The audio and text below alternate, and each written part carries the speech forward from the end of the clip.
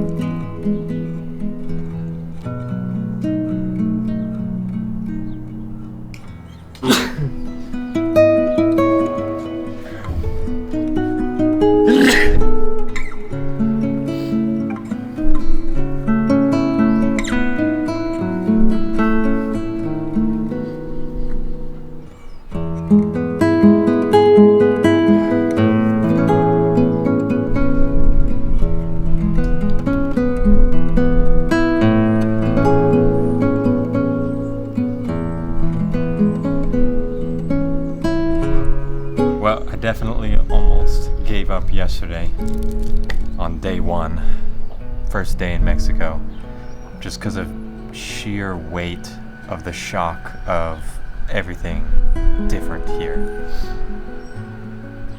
Culture shock, isolation shock, strange new world shock, the weight of the entirety of the trip settling in on my shoulders. I wanted to quit.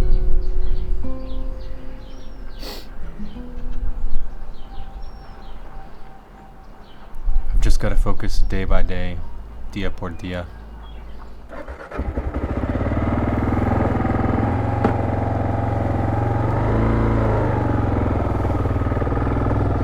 All right, well, day two. Just leaving the Coyote Cal. Okay, try number two. Apparently I didn't charge that GoPro battery, even though I thought I did. And my intro. So, day two. We just left the hostel. Coyote Cal's, super nice people. Very laid back, very chill, remote, removed place on the coast. Just a couple hours south of Tijuana. We're not really that far. Rode for maybe 3 or 4 hours. Didn't really want to push myself too far. Wanted to make sure I knew where I was going, where I was going to wind up. Man, look at that. That is really beautiful. So yeah, where was I? Apparently I'm not great at multitasking, because I'm trying to ride right now, even though I'm not even really focusing, just kind of having some fun. I almost quit yesterday, day one of this trip, because everything was awful. I mean, nothing really bad happened, but it's just you have expectations, and those expectations can prepare you, but then reality will always kick your ass. This has been advice with Jeremiah. Knowledge. So first of all, culture shock, right? Everything's different. Then just shock of the trip. And inevitably, my mind wanders to thinking about this trip as a whole, not just this trip in terms of like today and tomorrow and the next day, but this trip as a whole. And that is a big thing to think about.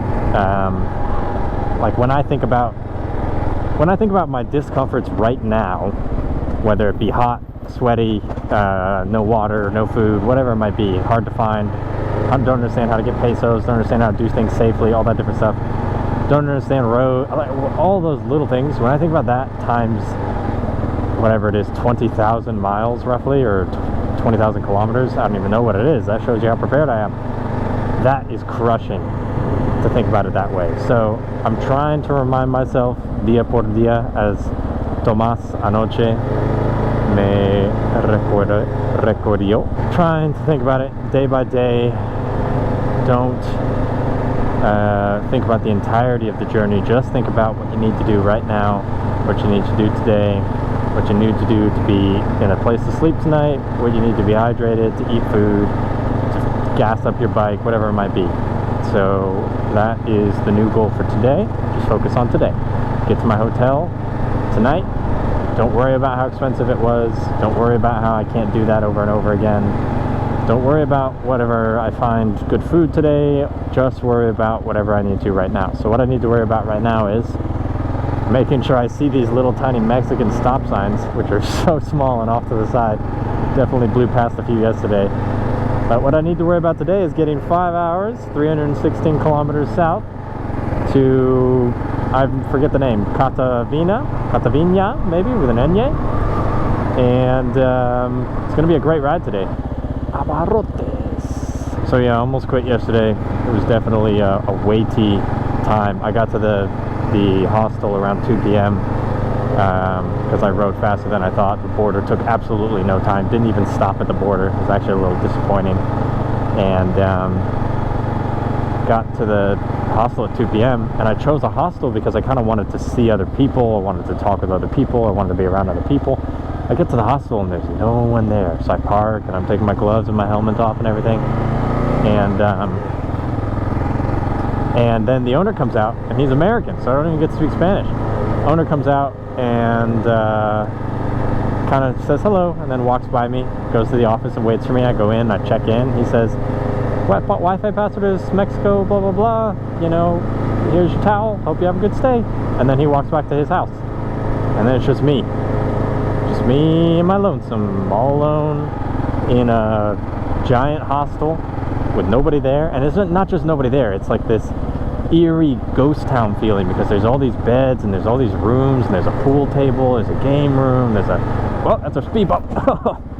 Definitely didn't see that in the shadow because I was picturing the empty game room. It was this ghost town feeling. It was really isolating. Already was feeling homesick, and then add on top of that, that emptiness of no one there,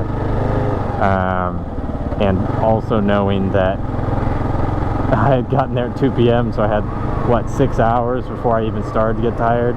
Ended up going to bed at like 8:30 or 9. Anyway, it was a rough time, and I thought of quitting all night, all evening, until I went down into the kitchen, heard some noise, and there was a man down there, and I had heard that there was a man coming named Tomas. I thought he was another guest, so I went down to meet the other guest. Turns out he's somebody who lives nearby, and he comes and works at the hostel. So he said, I can cook you dinner if you want. I'll make me some spaghetti and a classic Central South American salad. Tastes the same everywhere you go. And we talked, I don't know, for like an hour, mostly in Spanish actually. And it was really re-centering to talk to someone and to speak Spanish and to feel kindness and humor and have related experiences. Like at one point we turned on The Killers, which I haven't listened to in years, and we both grew up listening to The Killers. So it was really, it was a really good experience, and it helped me step back from my trauma and my terror and my absolutely petrifying fear that I am just a fucking fool to do this thing, this journey. Like, who am I to do this? I am no one. I mean, it's not even like I am no one. It's I have no right. I have no reason. I have no, it doesn't run in my blood or my bones or my family, or it's not something I dreamed of since I was a kid. I'm not even that great of a motorcycle rider. Like, I only started riding 2-3 years ago. I've never really ridden off-road. Yeah, so it's a lot of identity crisis, a lot of imposter syndrome, a lot of discomfort over just figuring out basic things and trying to understand what's dangerous and what's normal. Because right now my head is full of news stories and family horror stories, not of their own experience, but just of what they've researched and then told me, this is what you gotta watch out for, this is what's gonna happen. Yeah, this is a time of therapy for me right now. Hope you guys don't mind. But look how beautiful this is. This is Baja, and it's gonna get even more beautiful. Wow, I wish I had not turned the GoPro off just now. A very beautiful moment just happened. I mean, wow, I'm speechless. I have a Roadrunner bird tattooed on my arm that I got right before this trip to commemorate all of the traveling I've done over the last year. Also because I think it looks cool, and because I like the feeling of getting tattoos, and then also because they tend to spend their lives alone, and I'm kind of a loner, not really had much luck with relationships, and then also because they have special significance in Central, and I believe South America as well, in ancient indigenous lore, like shamans, etc. They were used to ward off evil spirits. They were seen as good luck charms, all these different things. One just ran across the road. One beautiful little Roadrunner just ran across the road right in front of me, and then fluttered and not flew, it's kind of like a flying squirrel, just kind of, it went toot toot toot, just like it looks on my arm. It's like toot toot toot. I don't know how else to describe it. Toot toot toot. Can we do the sound one more time? No, how about that? It toot toot toot. We did it anyway. Right across the road, and then hopped, and then kind of hovered and flew a little ways. Wow, that was beautiful. Wow, today's gonna be a good day. 297 kilometers in one direction before we reach our destination. I love it when the GPS does that.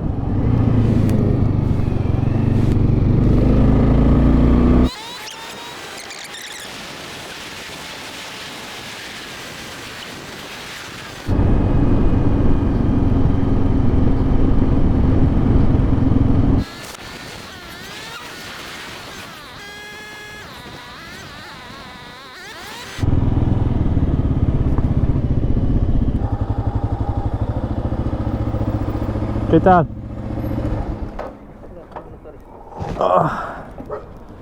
No sé cuánto necesito. Como 200 pesos. 200 pesos es como 8 litros más o menos, ¿no? ¿Es 21? Vamos a hacer 200 pesos. ¿El baño? Ok, gracias.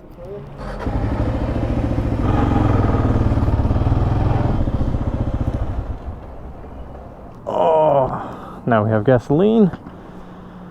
Oh, we rode a long ways. That was like 2 hours without stopping behind a lot of diesel fume spewing trucks. But we're gonna go to the bathroom, and we're going to buy some Gatorade or something and refuel and rest for a second right on this curb.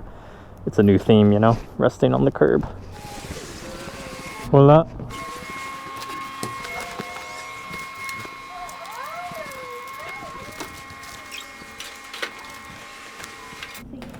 Gracias. We got the goodies.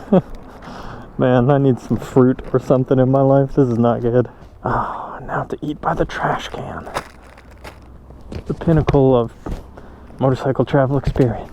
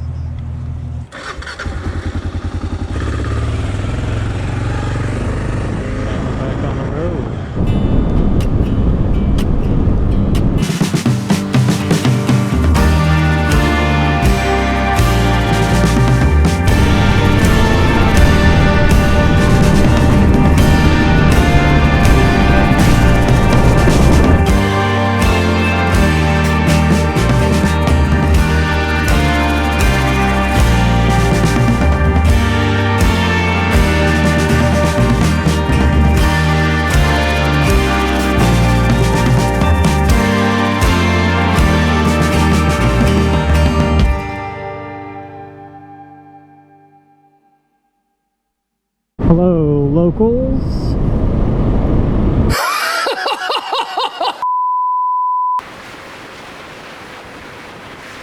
Well, unfortunately, the GoPro battery died halfway through the day because I forgot to charge the second battery.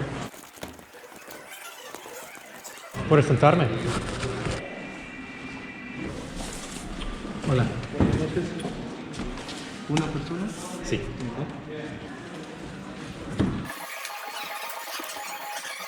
¿Quiere algo de tomar, amigo? No, ¿está bien? Pero estoy listo también. Ah, ok, bien. ¿Puede tener los barbecue tacos? Los tacos de barbacoa. Muy bien. Ya. Gracias.